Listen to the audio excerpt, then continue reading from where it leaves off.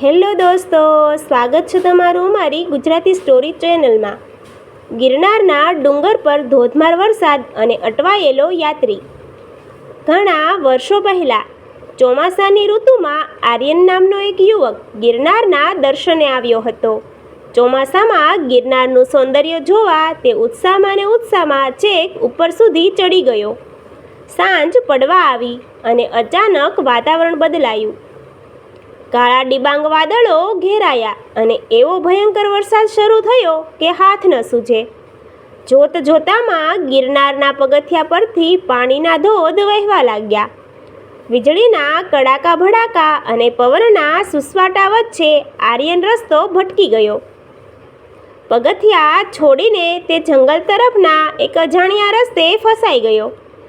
પથ્થરો લપસણા થઈ ગયા હતા અને ચારે બાજુ ગાઢ અંધારું છવાઈ ગયું હતું।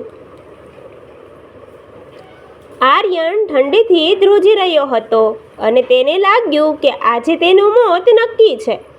તે આશ્રય શોધવા ફાંફા મારતો હતો। ત્યાં જ એક પહાડની તિરાડમાંથી તેને આછો પીળો પ્રકાશ દેખાયો। તે જીવ બચાવવા માંડ ઘસડાતો એ ગુફા તરફ ગયો।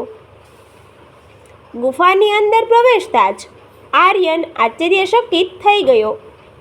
બહાર કાળઝાળ ઠંડી અને તોફાન હતું, પણ ગુફાની અંદર ગજબની શાંતિ અને હૂંફ હતી। ગુફામાં એક ધૂણી ધખતી હતી અને ત્યાં લાંબી જટાવાળા ભસ્મ લગાવેલા એક અદ્ભુત સિદ્ધ સાધુ ધ્યાનમાં બેઠા હતા। તેમની આસપાસ જંગલી હિંસક પ્રાણીઓ એટલે કે દીપડા પણ એકદમ શાંત થઈને બેઠા હતા। જ્યારે સાધુએ આંખો ખોલી ત્યારે આર્યન ડરના માર્યા તેમના પગમાં પડી ગયો।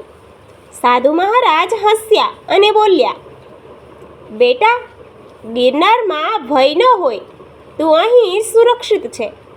સાધુએ તેને ધૂણીની ભસ્મનો ચાંદલો કર્યો, જેથી આર્યનની બધી ઠંડી ગાયબ થઈ ગઈ।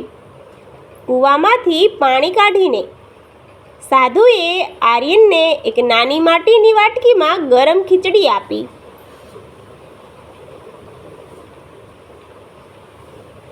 આર્યનને આશ્ચર્ય એ વાતનું થયું કે સાધુ પાસે કોઈ રાંધવાના સાધનો નહોતા, છતાં ખીચડી એકદમ ગરમ અને અમૃત જેવી સ્વાદિષ્ટ હતી।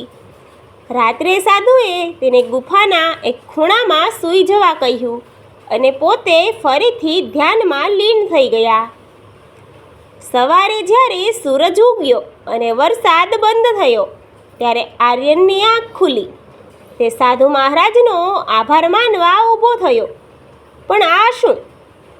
ત્યાં નહોતી કોઈ ધૂણી, નહોતા કોઈ સાધુ કે નહોતી કોઈ ગુફા। આર્યન ગિરનારના એક ખુલ્લા પથ્થર પર સૂતો હતો અને તેની બાજુમાં માત્ર માટીની એક ખાલી વાટકી પડી હતી। આર્યન દોડતો નીચે ભવનાથ તળેટીમાં આવ્યો અને ત્યાંના જૂના અખાડાના સાધુઓને આખી વાત કરી। ત્યારે તેના વરિષ્ઠ સંતોએ હસીને કહ્યું, બેટા, ચોમાસામાં ગિરનારમાં નવનાથ અને 84 સિદ્ધો પૃથ્વી પર સજીવન ફરે છે। તારા પુણ્ય જાગ્યા હશે કે તને કોઈ અદૃશ્ય સિદ્ધ પુરુષના દર્શન થયા અને તેમણે તારો જીવ બચાવ્યો।